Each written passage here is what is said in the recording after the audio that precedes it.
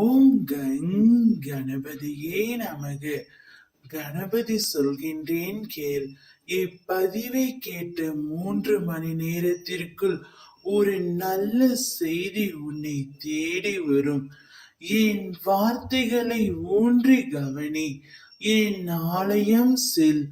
அங்கு என் நாமாவை பக்தியோடு உள்ளம் உருகி சொல். வெறும் வார்த்தைகளால் என்னிடம் வேண்டுதல் செய். அவையெல்லாம் உன் பாவ கர்மாக்களை முடிவுக்கு கொண்டு வந்து விடும். இனி உன் வாழ்வில் துன்ப நிலை மாறி இன்ப நிலை அடைய போகும். நீ பட்ட கஷ்டங்களை பற்றி மறக்கத்தான் போகின்றாய். அதை எப்போதும் நினைவுபடுத்திக் கொள்வதற்காகவே நான் சொல்வதை சிறிது கவனி. வாழ்க்கையில் இன்பமாக தோன்றும் எதுவும் நிஜமான இன்பம் அல்ல.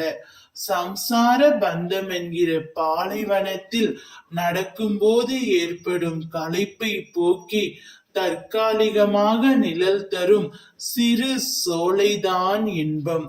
துன்பமும் அத்தகையதே. தற்காலிக நிகழ்வுகளாக உன்னை கொடுமைப்படுத்துவது போன்று இருக்கும். சுகமும் துக்கமும் தோன்றும் போது அதற்கு இடம் கொடுத்து விடாதே. இரண்டையும் ஒன்று போல நினைத்து சகித்துக்கொள் தங்கமே. அப்போது நீ சுகமாக வாழ்வாய். என்றும் நான் உன்னுடன் இருப்பேன்.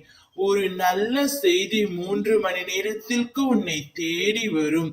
ஓம் கங் கணபதியே நமக.